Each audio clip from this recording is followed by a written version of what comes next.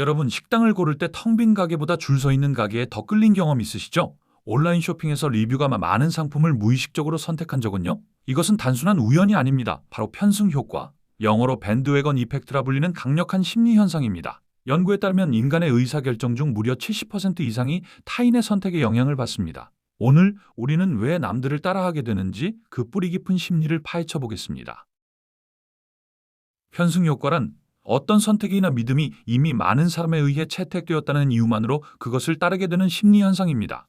이 용어는 1848년 미국 대통령 선거에서 유래했습니다. 당시 유명 광대 댄 라이스가 제커리 테일러 후보의 선거 유세에서 밴드웨건, 즉 악대차를 끌고 다니며 사람들을 모았는데 테일러의 인기가 높아지자 다른 정치인들이 앞다투어 이 악대차에 올라타려 했습니다. 핵심은 이것입니다. 우리는 무엇이 옳은가 보다 무엇이 인기 있는가에 더 쉽게 끌린다는 것입니다.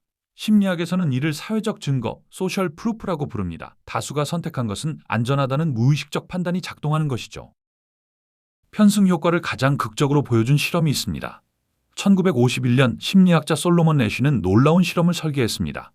실험 참가자에게 3개의 선분 중 기준선과 같은 길이의 선분을 고르게 했습니다. 답은 누가 봐도 명백했죠.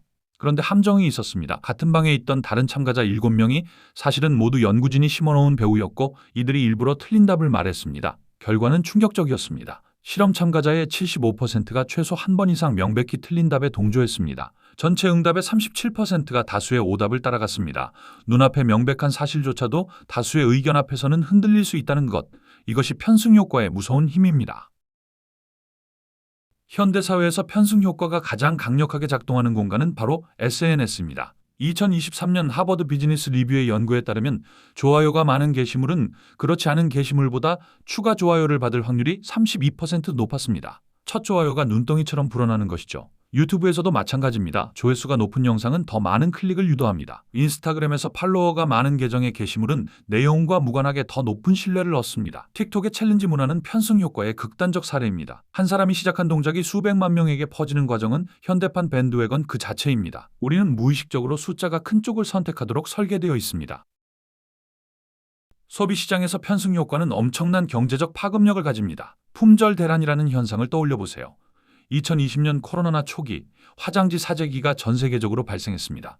실제 공급에는 문제가 없었지만 남들이 산다는 소식에 너도 나도 뛰어든 것입니다. 맛집 줄서기 문화도 대표적입니다. 연구에 따르면 대기줄이 긴 식당은 음식 맛과 무관하게 더 높은 만족도 평가를 받았습니다. 기다림 자체가 기대감을 높이고 다수의 선택이 품질을 보증한다고 느끼기 때문이죠. 블랙 프라이데이, 쿠팡 로켓 배송 타임 세일, 한정판 스니커즈 드로우까지 기업들은 편승 효과를 의도적으로 설계합니다. 지금 523명이 이 상품을 보고 있습니다라는 문구, 이것이 바로 편승 효과를 겨냥한 마케팅 전략입니다.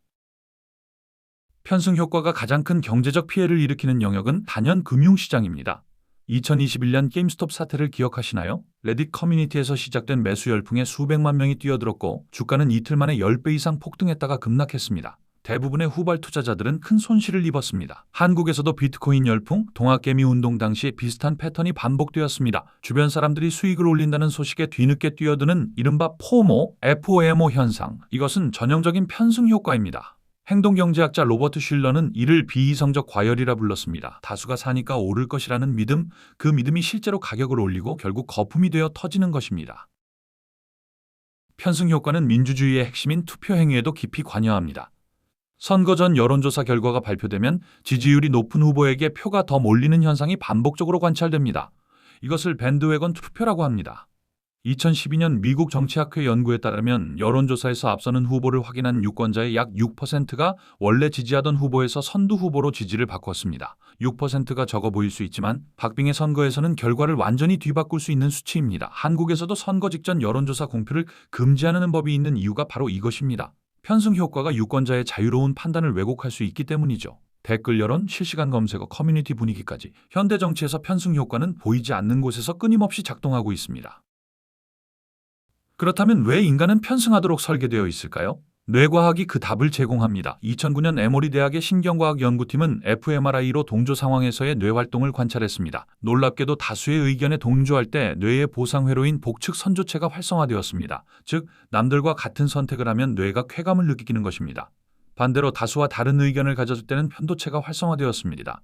편도도체는 공포와 불안을 처리하는 영역입니다. 다수와 다르면 불안하고 같으면 안심이 되는 것, 이것은 수십만 년 전 인류의 생존 전략에서 비롯되었습니다. 무리에서 이탈하는 것은 곧 죽음을 의미했기에 다수를 따르는 뇌 회로가 진화적으로 강화된 것입니다.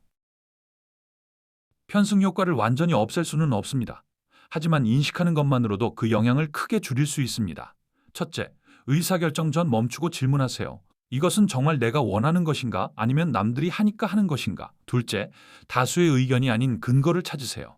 맛집줄보다 실제 리뷰 내용을, 주가 상승보다 기업의 재무제표를 확인하는 습관이 중요합니다.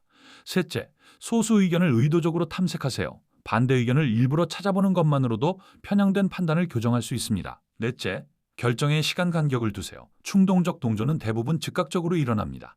하루만 기다려도 편승의 유혹은 크게 줄어듭니다. 편승 효과를 아는 것, 그것이 자유로운 사고의 첫걸음입니다. 다음에 여러분이 무언가를 선택할 때 한 번만 스스로에게 물어보세요.